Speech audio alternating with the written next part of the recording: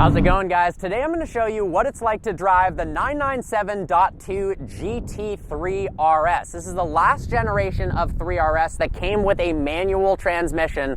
It's also one of the best looking Porsches they've ever made. 3.8 liter flat six. They also made one with a 4 liter, making 450 horsepower and 317 pound-feet of torque. Massive rear wing. Love the red accents. Look how beautiful those wheels are. Carbon ceramic brakes behind them. Stops from 60 miles an hour to 0 in just 98 feet. Let's go ahead and hop on the inside to reveal a very bare bones race car inspired interior. Carbon bucket seats, Alcantara everywhere, manual transmission to save weight. We've got no rear seats. Let's go ahead and hop into those carbon buckets. I love the analog instrument cluster. Interestingly, despite the fact that this is a GT3 RS, it says GT3 on the tachometer, and I looked, the modern generation ones say RS, so I'm not quite sure what that's about. Look, the speedo goes to 225 miles an hour. Ignition on the left side, like all Porsches. Really, really heavy clutch. Go ahead and push that in. Fire up that flat six.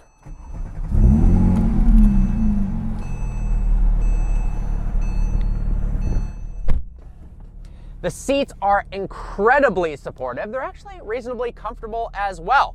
Now, this car is all about weight savings. To save 55 pounds over the standard GT3, they don't have door handles. They have straps right here. No seats in the back. You can get this car with a roll cage if you so desire. The interior for a 2011 actually looks pretty modernized. Yes, there's some plasticky buttons, but the layout looks pretty decent. Obviously, the graphics for the little LCD display aren't the best, but this car isn't about that whatsoever.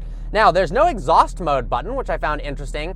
That activates if you put it into sport mode. That opens up the baffles. I don't know if you can hear it right now, but the clutch is chattering like crazy, which I think is a really cool feature of this car. They don't try to hide any of the race car elements of the vehicle. We've also got the mirror controls up here on the door itself, kind of almost where the A-pillar is. Nice leather-wrapped A-pillars. Nice Alcantara on the headliner. All right, let's take this thing for a spin. So if you guys want to get some more behind-the-scenes action, visit In the Driver's Seat with ABS on the Audrain YouTube channel. Got some cool footage there of what the day was like, what filming was like, and some more casual behind-the-scenes action. We are now driving on this beautiful coastal road in Newport, Rhode Island in the GT3 RS. Despite having a manual transmission, it's capable of doing 0 to 60 miles an hour in 3.5 seconds. You know, by today's standards, everyone is all about the sub 2 seconds 0 to 60, or at least sub 3 seconds, but this car feels so much faster than its 0 to 60 suggests because of its manual transmission. The way the power comes on and the way it slams in between gears is so much more exciting than, let's say, an electric Model 3 that does 0 to 60 in 3.1 seconds. And then you add in that beautiful soundtrack, and it truly is kind of an unrivaled driving experience. The GT3 RS of every generation is a magnificent vehicle to drive, but honestly, I prefer this car, after spending some time in it, to the 991 generation GT3 RS, and I actually like it more than the 992 GT3. Sure, the 992 GT3 can probably run circles around this car on the track, and I'm sure, obviously, the 992 GT3 RS, when that comes out, will be even quicker still. But there's something about the way this suspension feels, the more mechanical feeling of the steering, and then that manual transmission that truly is brilliant. Now, we're stuck in some traffic right now, so we'll go ahead and take it out of sport mode. This car has dynamic engine mounts, so the engine mounts can actually stiffen up when I'm driving at high speeds in an aggressive driving environment to increase the rigidity of the chassis, make the car feel more stiff, less body roll, handle better, and feel more lively, and it can also loosen up so that it's a little bit more docile around roads like this. Now, it's not a car that you'd want to necessarily drive on a daily basis. I mean, sure you could. There's a decent amount of space in the trunk.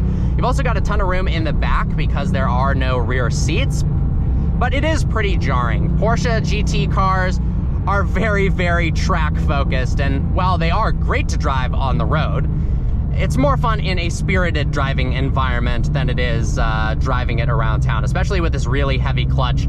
It is pretty, it takes a lot of effort to drive a car like this long distance. The seats are very comfortable and supportive. One of the best steering wheels in the business in terms of its size. I love the diameter of the Porsche steering wheels. It's nice Alcantara. Not completely in love with the fact that there's these plasticky parts right where your hands go at 9 and 3. It's kind of actually an interesting decision of why they did that. The newer generation ones don't have that, and some of the older Porsches I've driven didn't have that as well. That's literally the only complaint I have about this entire car. I love the analog gauges, 8,500 RPM red line, and these red straps instead of door handles. I think all sports cars should have that feature. It really does look cool. Very cool buildings out here, Newport, Rhode Island. Large amount of history that I didn't know of, and hopefully the wind noise wasn't too crazy. This is the sailing capital of the world, and I can now see why. The wind is insane out here, so I can imagine you can get up to some pretty high speeds out there on the water. Although I know nothing about sailing, so I don't really know what I'm talking about. Honestly, the interior is very, very bare bones in the best way possible, despite the fact that it is a 2011 and got kind of this plasticky center console here. It actually looks pretty good for its age. They didn't try to go crazy with the screen. I like the fact that it's not black and white because there's some bluish hues to it, but it's simple enough to where this isn't gonna look silly 20 years from now. And all of the buttons are, yes, not the highest quality materials, but they actually do look really nice. But everywhere else other than that is as high quality as it gets. Alcantara everywhere. The shifter feel is incredible. There's even Alcantara on the emergency brake handle. This car is such an absolute masterpiece. So with that, guys, I'm gonna go ahead and shut up and allow you to listen to the GT3 RS without me talking. I hope you guys enjoyed today's video. Like always, please browse the channel and subscribe. Make sure to subscribe to the Audrain collection and check out their podcast and awesome videos. They actually have some really, really good videos with some very cool people. Seriously, make sure to check out their channel. They've got a lot of awesome videos with Donald Osborne and Jay Leno, just casually talking about some of the cars in the Audrain collection. It really is, their wealth of knowledge is very, very impressive. And the more casual style, almost feels like a podcast while they're in the car, is really, really nice to listen to.